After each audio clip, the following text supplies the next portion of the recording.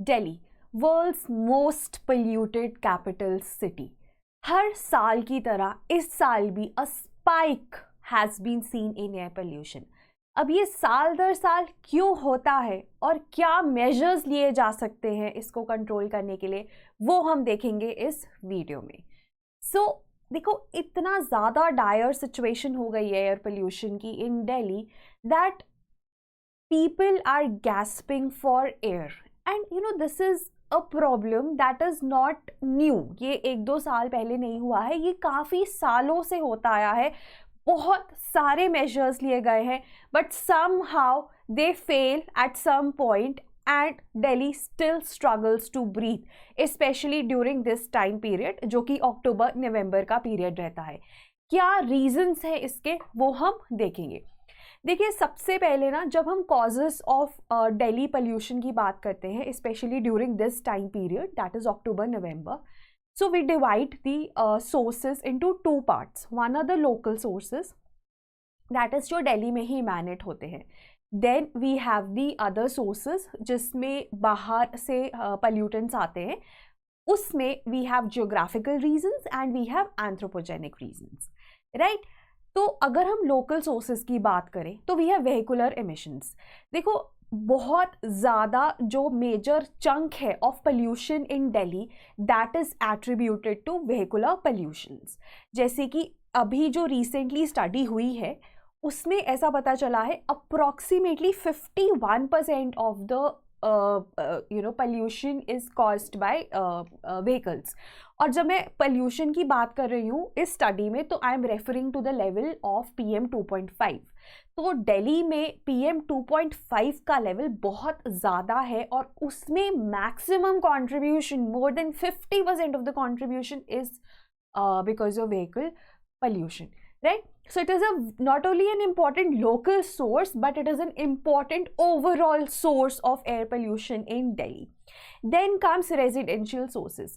residential sources में जैसे diesel gensets है और भी बहुत सारे चीज़ें जो है वो होती है। कई लोग क्या करते हैं कि दे बर्न, बिकॉज ठंड का समय है तो ओपन में ही they start to burn wood and other such products which also leads to air pollution. So residential sources are followed by industry. Then we have construction activities, right? Then we have burning waste and the energy sector. So ये हमारे पास local sources में ये causes हैं। Finally road dust भी है जिसका contribution बहुत ही कम है, लेकिन हाँ 4% कंट्रीब्यूशन है उसका PM 2.5 को। अब देखो, आप ये बोलोगे कि और भी तो पोल्यूटेंट्स हैं बट हम PM 2.5 पे इतना फोकस क्यों कर रहे हैं, क्योंकि जो सबसे खतरनाक पोल्यूटेंट है जो कि हेल्थ पे इफेक्ट डालता है वो PM 2.5 ही है। PM 2.5 का मतलब है पार्टिकुलेट मैटर जिसका डायमीटर 2.5 माइक्रोन से कम है, राइट। और ये इतना छोटा है कि ये आपके लंग्स तक तो जाता ही है। जब आप ब्रीथ कर रहे हो ऐसी एयर में जिसमें PM 2.5 का लेवल बहुत ज़्यादा है, obviously you will inhale it, it will go into your lungs because it is that big.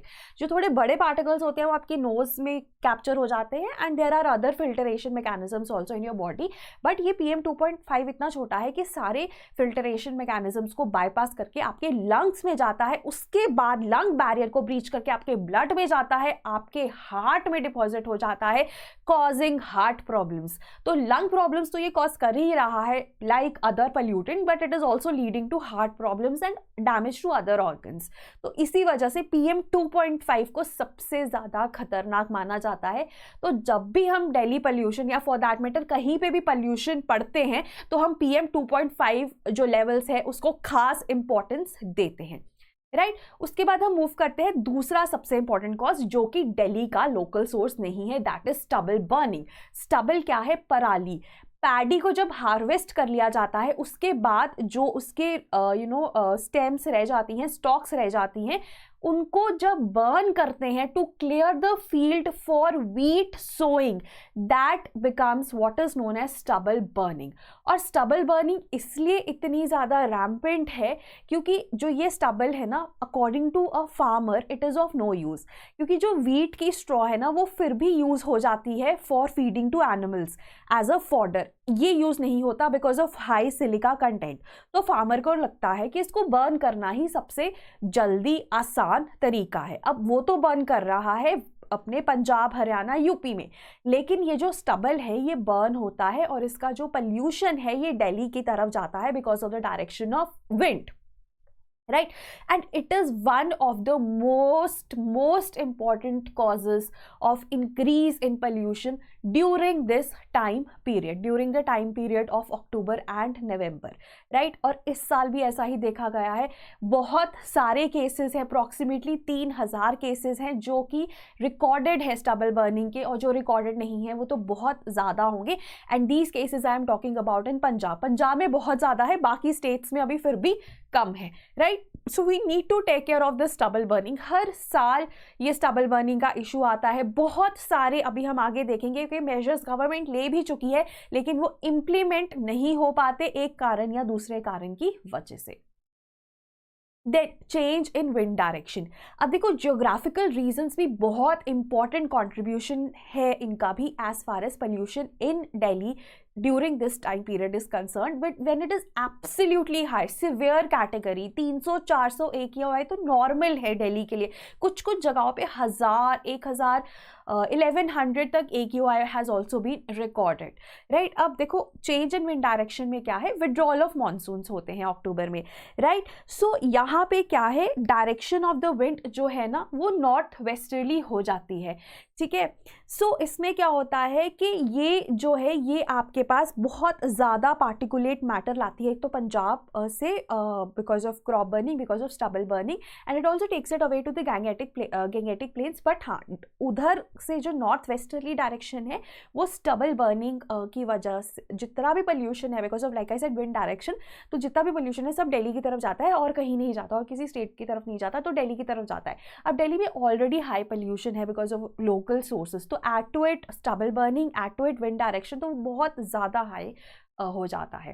Then fall in air temperature. अब जैसे ना एयर कूल होती रहती है बिकॉज एयर टेम्परेचर फॉल होता है, विंटर्स आर सेटिंग इन, तो जो इन्वर्जन हाइट है, इन्वर्जन हाइट होती है वो लेयर बियॉन्ड विच, ठीक है, the layer beyond which pollutants can not disperse into the upper atmosphere, मतलब यहाँ पे डिस्पर्स कर रहे हैं, इसके ऊपर डिस्पर्स नहीं कर रहे।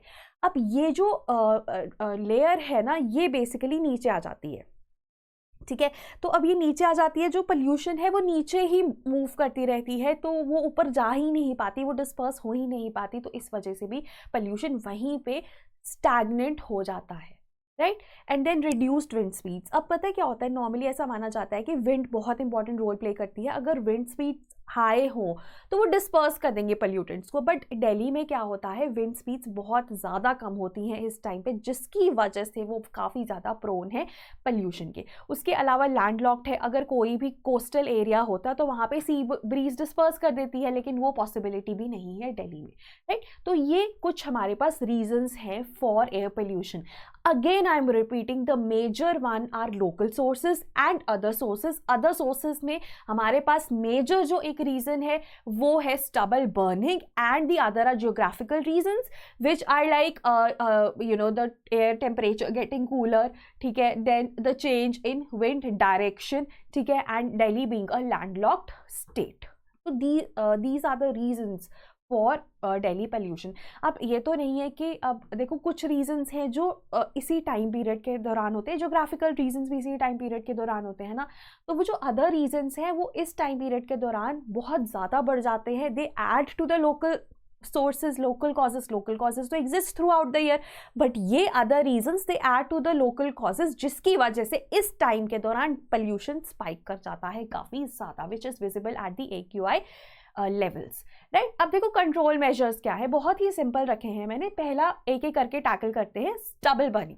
अब देखो स्टबल बर्निंग में देखिए स्टबल बर्निंग पे ना एक सेपरेट मैंने वीडियो भी बनाया है, I would love you to watch that video, उसमें स्टबल बर्निंग बहुत अच्छे से कवर्ड है, राइट? तो आप उसको भी ज़रूर देखिए।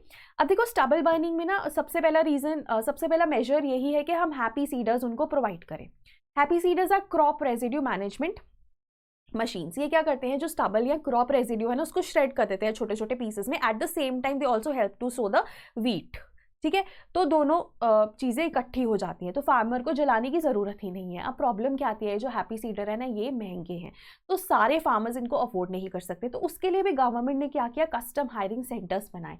अब कस्टम हायरिंग सेंटर्स में ना, अब आप खुद से इमेजिन करो कि सभी फार्मर्स को इकट्ठे चाहिए ये हैप्पी सीडर्स। अब क्या होता है कि कभी कभी वो वहाँ पे अवेलेबल नहीं होते, ठीक है, या उसमें कुछ इशू आ जाता है, देन मतलब कुछ मैकेनिकल इशू आ गया जिसकी वजह से वो काम नहीं कर रहे।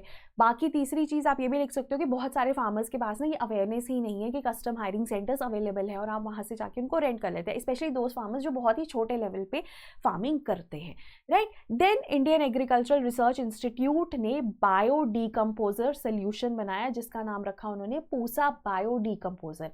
ये क्या करता है, ये अगर आप इस सोल्यूशन को स्टबल पे छिड़क दो तो वो 15-20 दिनों में उसको डीकम्पोज कर देगा और जितने भी न्यूट्रिएंट्स हैं वो सॉइल में डिसॉल्व हो जाएंगे।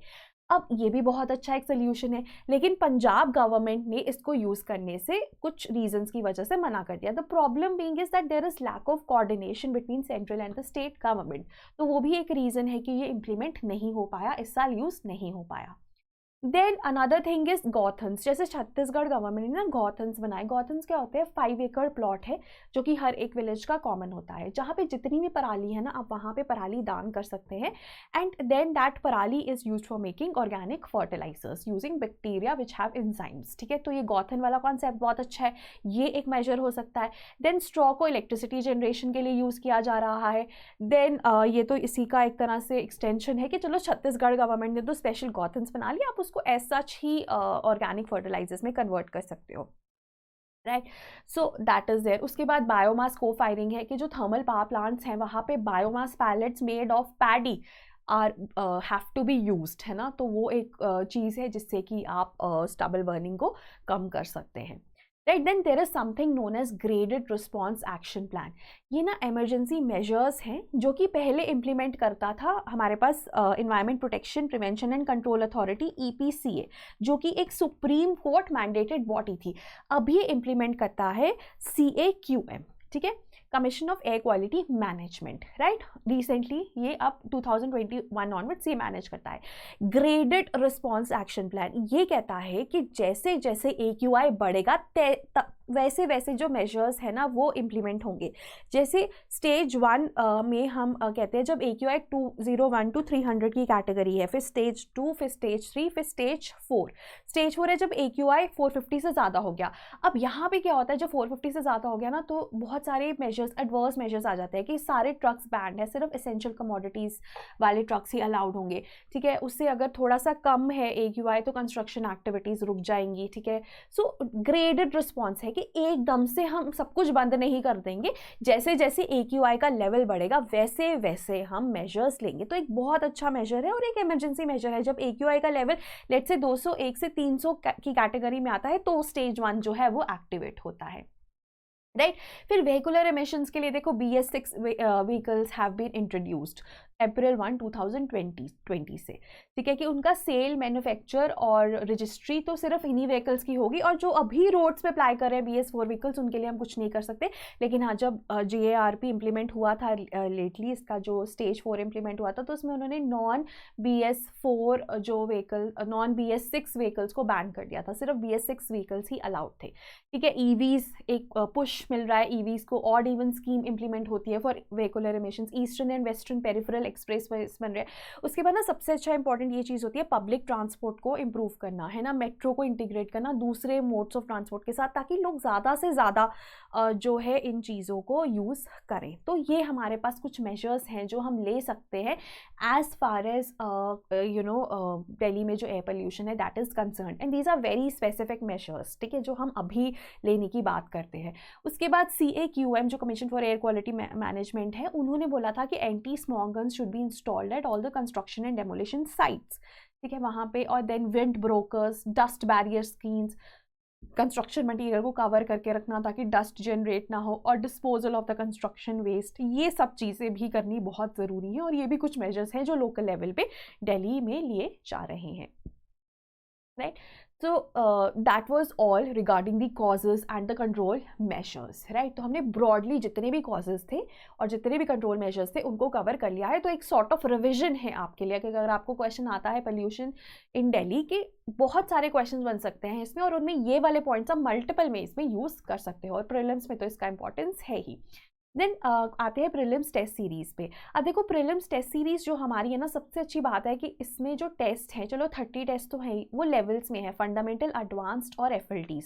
फंडामेंटल बिल्कुल बेसिक लेवल की अगर आप तैयारी आपने शुरू की है तो आप सब्जेक्ट वाइज स्टैटिक पार्ट के टेस्ट दीजिए, आपको थोड़ी आइडिया होगा कि टेस्ट कैसे करना है. देन एडवांस जिसमें करंट अफेयर्स भी ऐड हो जाते हैं. एंड देन FLTs जिसमें मल्टीपल सब्जेक्ट्स हैं एक ही पेपर में, जैसे एग्जाम में आते हैं, right. So this is available at 4049. नवंबर के महीने में आपको कोड यूज़ कर सकते हैं prelims 2023 to get 33% off. And then mentorship programme है उन लोगों के लिए जिन्होंने तैयारी करी है लेकिन उनका प्री क्लियर नहीं हुआ. So you don't want to attend classes, you just want to self study and get your doubts clear. For that we have academic mentors जो आपके एकेडमिक डाउट्स क्लियर करेंगे, एंड स्ट्रेटेजिक मेंटर्स जो कि basically selected candidates हैं जो आपको अपनी strategy बनाने में हेल्प कर सकते हैं. आप उनको डायरेक्टली DM कर सकते हैं. So that is available for 4049 as well. और आप इन दोनों को इकट्ठे ले सकते हो at the price of 6749 which is a very good price. So that was all for today. Any doubt you can call it our toll-free number or mention it in the comments below. So this was regarding today's few minute series. And अगर आप मुझसे पूछिए कि मैं एक चीज़ आपसे ये ज़रूर पूछना चाहूँगी कि आपको क्या एक ऐसा रीज़न लगता है कि दिल्ली में despite all these measures which have been taken over so many years, what is the reason that still pollution persists? Thank you.